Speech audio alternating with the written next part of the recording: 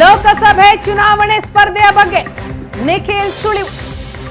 ನಾನು ಅಭ್ಯರ್ಥಿ ಆಗಬೇಕು ಅನ್ನೋದು ಜನರ ಭಾವನೆ. ಜನರ ಭಾವನೆಯನ್ನ ನಾನು ಗೌರವಿಸುತ್ತೇನೆ. ಈ ಮಾತನ್ನ ಹೇಳೋದರ ಮುಖಾಂತರ ಲೋಕಸಭೆ ಚುನಾವಣೆ ಸ್ಪರ್ಧೆಯ ಬಗ್ಗೆ ನಿಖಿಲ್ ಕುಮಾರಸ್ವಾಮಿ ಸುಳಿವು ಕೊಟ್ಟಿದ್ದಾರೆ. ಈ ಬಾರಿ ಪಕ್ಷದ ಗೆಲುವಿಗಾಗಿ ಕೆಲಸ ಮಾಡುವೆ, ಚುನಾವಣೆಯಲ್ಲಿ ಕಾರ್ಯಕರ್ತನಾಗಿ ಕೆಲಸ ಮಾಡ್ತೇನೆ, ಎಲ್ಲ ಕ್ಷೇತ್ರಗಳಲ್ಲೂ ನಾನು ಚುನಾವಣಾ ಪ್ರಚಾರ ಮಾಡುವೆ ಅಂತ ನಿಖಿಲ್ ಹೇಳ್ತಾರೆ. ಸರ್, ಹಾಗೆ ನೀವು ಚುನಾವಣೆಯಲ್ಲಿ ನಿಲ್ಲಲ್ಲ ಅಂತ ಹೇಳಿದ್ರಿ, ಆದರೆ ಮಂಡ್ಯದಲ್ಲಿ ಕುಮಾರಸ್ವಾಮಿ ಅಥವಾ ನಿಖಿಲ್ ಕುಮಾರಸ್ವಾಮಿ ನಿಲ್ಲಬೇಕು ಅಂತ ಕಾರ್ಯಕರ್ತರು ಸಾಕಷ್ಟು ಒತ್ತಡ ಆಗ್ತಾ ಇದ್ದಾರೆ. ಏನು ಮಾಡ್ತಾರೆ ಸರ್? ತಮಗೆಲ್ಲರಿಗೂ ಗೊತ್ತಿದ್ದಂಗೆ ಅಣ್ಣ, ಈಗಾಗಲೇ ತಂದೆಯವರು ಚೆನ್ನೈನ ಅಪೋಲೋ ಆಸ್ಪತ್ರೆಗೆ ತೆರಳಿದ್ರು. 21ನೇ ತಾರೀಕು ಮತ್ತೊಮ್ಮೆ 3ನೇ ಬಾರಿ ಹೃದಯದ ಚಿಕಿತ್ಸೆಗೆ ಇವತ್ತೇನು ಮಾನ್ಯ ಕುಮಾರಣ್ಣವರು ದಿನಾಂಕ ನಿಗದಿಯಾಗಿದೆ.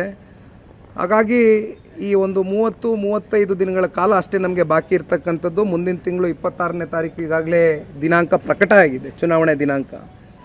ಹಾಗಾಗಿ ನಮಗೆ ಪಡ್ಕೊಳ್ತಕ್ಕಂಥ ಸ್ಥಾನಗಳಲ್ಲಿ ನಾನು ಹೆಚ್ಚಾಗಿ ಒಬ್ಬ ಕಾರ್ಯಕರ್ತನಾಗಿ, ಒಬ್ಬ ಜವಾಬ್ದಾರಿಯುತವಾದಂಥ ಕಾರ್ಯಕರ್ತನಾಗಿ ಇವತ್ತು ಪಕ್ಷದ ಗೆಲುವಿಗೋಸ್ಕರ ನಾನು ದುಡಿಮೆ ಮಾಡಬೇಕು ಅಂತಕ್ಕಂಥದ್ದು ಭಾಳ ಸ್ಪಷ್ಟವಾಗಿ ನಿರ್ಧಾರ ಮಾಡಿದ್ದೇನೆ.